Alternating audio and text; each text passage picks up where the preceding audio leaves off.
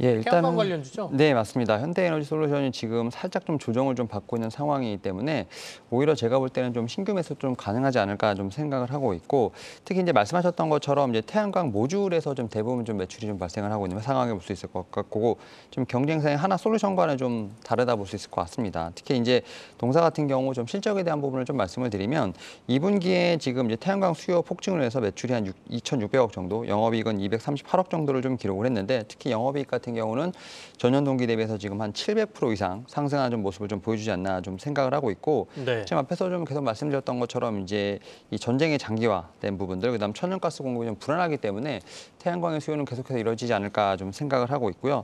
특히 이제 태양광 업계는 좀 여러 가지 좀 이슈가 있는데, 그 중에서도 이제 위구르 강제 노동 방지법 과 이제 인플레이션 감축법이 있는데, 이런 부분에서 분명히 태양광 업체 같은 경우 수혜가 예상되지 않나 생각을 하고 있고, 특히 동사 같은 경우는 하반기에 좀 ODM, OEM 관련해서 미국 시장 확장이 좀 가능할 것으로 보이고 있는 부분이 있기 때문에 충분히 제가 볼 때는 좀 반등 요소가 좀 있지 않을까 좀 생각을 하고 있습니다. 위구르법은 중국에서 이제 태양광 생산이 좀 힘들 거다라는 네. 거죠. 생산해도 미국이 사들이지 않을 거라는 네, 얘기고, 맞습니다. IRA 같은 경우에는 뭐 다들 아시겠지만 미국에서 이제 지원금을 주는 거니까요. 그런데 주가가 굉장히 많이 높아져 있지 않습니까? 현대에너지솔루션도 네. 지금 53,000원이면 한 27,000원대 주가에 비하면 꽤 많이 올라 있는데, 여기서도 지금 접근이 가능하다 이렇게 보시는 거예요? 그러니까 이제 저는 앞에서 좀 말씀드렸던 것처럼 좀 강한 섹터들 중에서 좀 쉬고 있는 종목들, 다시 한번 좀 정고점을 좀 탈환할 수 있는 종목에 대한 제가 볼 때는 좀 선별 작업 필요하지 않을까 좀 생각을 하고 있고, 지난주부터 그래도 연기금과 좀 외국인이 좀 꾸준히 매수를 하고 있는 상황이라 볼 수 있을 것 같습니다. 이에 따라서 제가 이제 목표가를 좀 크게 드리기보다는 전고점으로 좀 말씀을 드리면서 어떻게 보면 트레이딩 관점으로 좀 보시는 게 어떨까라고 좀 생각을 하고 있습니다. 윤여민 FP하고 시장 얘기하면서 출발해 볼까요?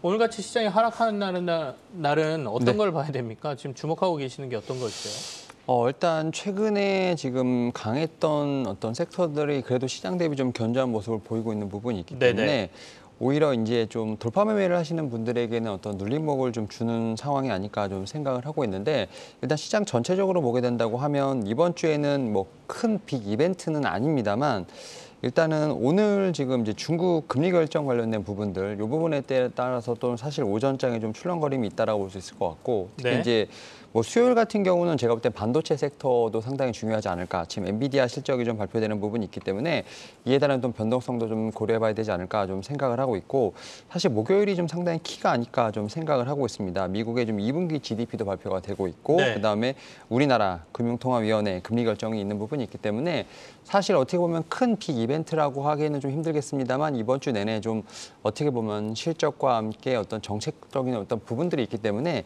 이번 주는 제가 볼 때는 조금은 좀 변동성이 좀 강해지는 부분이 있지 않나 좀 생각을 하고 있고, 다만 오늘 시장에서 그래도 최근에 좀 강했던 뭐 이제 신재생 쪽 관련된 부분들, 이제 일부, 그다음에 뭐 자동차 부품, 조선기자재, 그다음에 이제 원전 관련된 섹터들이 조금씩은 그래도 좀 시장 대비 좀 강하게 좀 보이고 있는 부분이 있기 때문에 오히려 좀 제가 볼 때는 좀 가지 않았던 종목들에 대한 선별적인 작업이 좀 필요하지 않을까 생각을 하고 있습니다.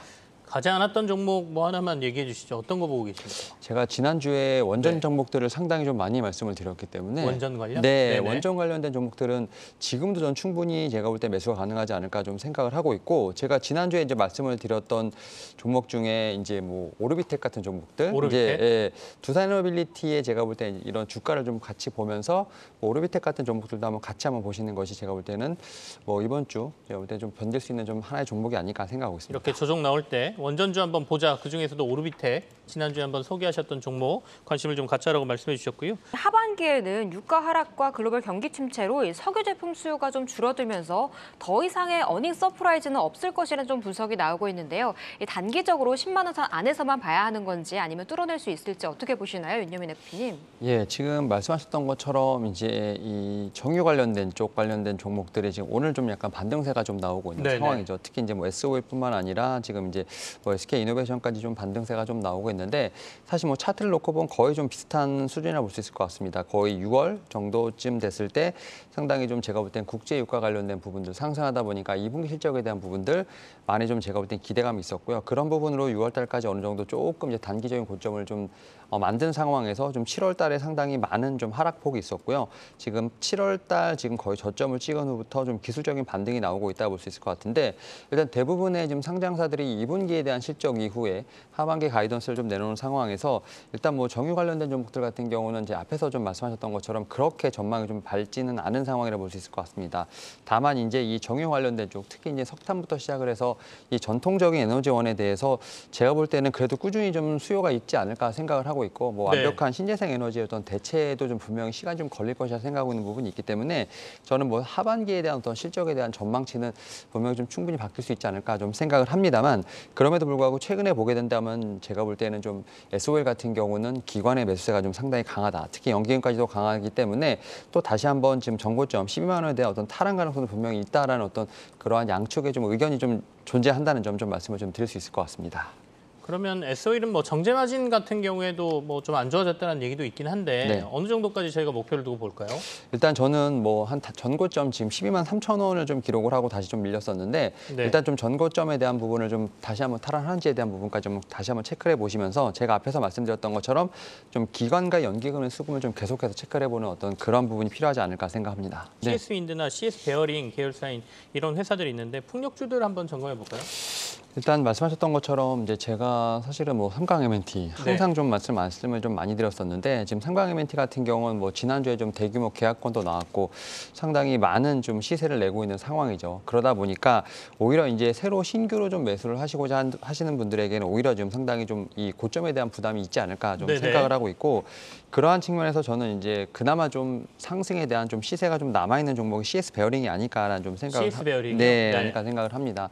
사실 뭐 CS 베어링 같은 경우는 살짝 좀 테마주로 어떤 움직임도 분명히 보이고 있습니다만 제가 볼 땐 CS 윈드와 좀 마찬가지로 좀 제가 볼 땐 후발주제로서 충분히 좀 매력이 있지 않을까 좀 생각을 하고 있고 최근에 보게 되면 이제 미국의 이제 인플레이션 감축법 이제 통과로 인해서 가장 뭐 최대 수혜주로 예상이 된다라고 본다고 지금 나오는 상황입니다. 뭐 이에 네네. 따라서 이 종목 같은 경우는 제가 볼 때는 그래도 좀 밴드 안에서 좀 아직까지는 그래도 박스권의 움직임이 있기 때문에 충분히 좀 접근해 볼 만한 종목이 아닐까 좀 생각을 하고 있고 일단 전분기에 이제 특히 상반기에는 좀 적자가 좀 예상이 되고 있는 상황이긴 합니다만 3분기부터 이제 우리가 말하는 이제 실적에 대한 부분들 터닝어라운드가 좀 본격화되지 않을까 생각을 하고 있습니다. 특히 이제 국내 공장의 좀 고정비 부담이 좀 많이 줄어들고요. 또 이제 베트남 생산량이 증가하기 때문에 영업이 흑자에 대한 좀 기대가 있기 때문에 오히려 저는 이제 이런 종목 같은 경우는 좀 부담 없는 가격선에서 충분히 진입할 만한 좀 풍력제 후발주자가 아닐까 생각하고 있습니다.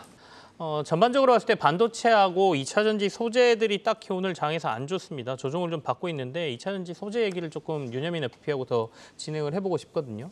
이런 시기에 우리가 2차 전지 소재 중에 접근을 해야 되나요? 아니면 그냥 좀 지켜봐야 되나요?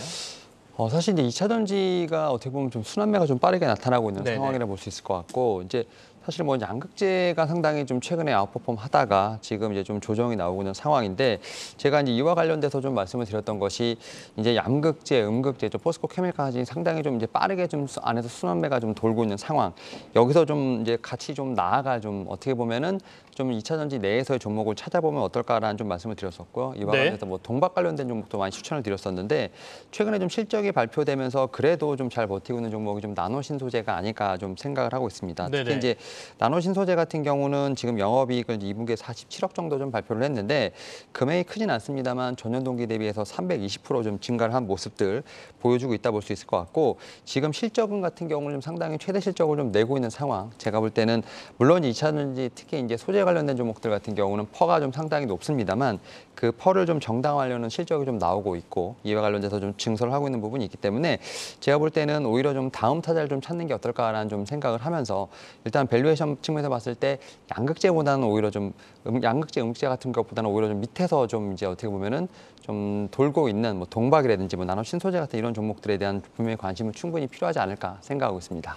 나노신 소재 주가가 지금 21선 밑으로 살짝 내려갔거든요. 네네. 오늘 뭐 21선을 이탈하는지를 저희가 좀 눈여겨봐야 됩니까? 아니면 목표가 어떻게 볼까요? 저는 뭐 이제 항상 말씀드립니다만 이제 뭐 정고점에 대한 부분들을 좀 네네. 편안한지를 봐야 되지 않을까 생각을 하는데 뭐 이번 주 내내 좀 시장에 대한 부분들 분명히 좀 조정의 가능성이 있습니다만 저는 오히려 좀 매력적인 구간에 좀 들어오는 제가 볼 때는 조정이 된다고 하면 오히려 좀 매수의 기회로 좀 봐야 되지 않을까 생각을 합니다만 일단은 좀 시장 상을 먼저 좀 보시는 게 어떨까. 네? 현대차와 기아가 오른 후에 그래도 빠지지 않고 어느 정도 선을 지지하고 있습니다. 하지만 수급을 살펴보니까요. 현대차는 외국인 매수가 꾸준히 이어지는 반면에 기아는 외국인이 계속 팔면서 개인만의 매수가 이어지고 있는데요. 이 두 회사의 다른 수급을 어떻게 보는 게 좋을까요, 윤여민 대표님?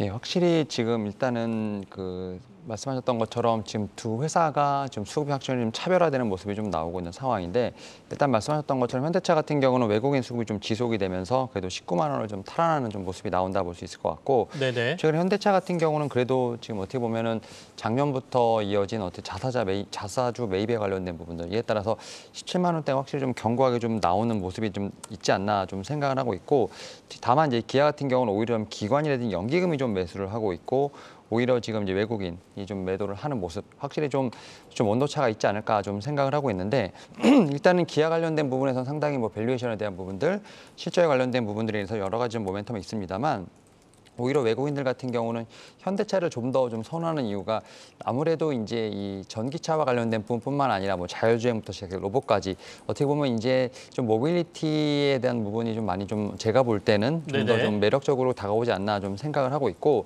다만 현대차 같은 경우 지금 20만 원대에 좀 넘어가는 부분이 좀 상당히 쉽지 않은 상황입니다. 지금 20만 원대가 어떻게 보면 통곡의 벽이 아닐까 좀 생각을 하는데 일단 좀 수급에 대한 부분을 계속 좀 체크를 해보시는 게 어떨까 생각하고 있습니다.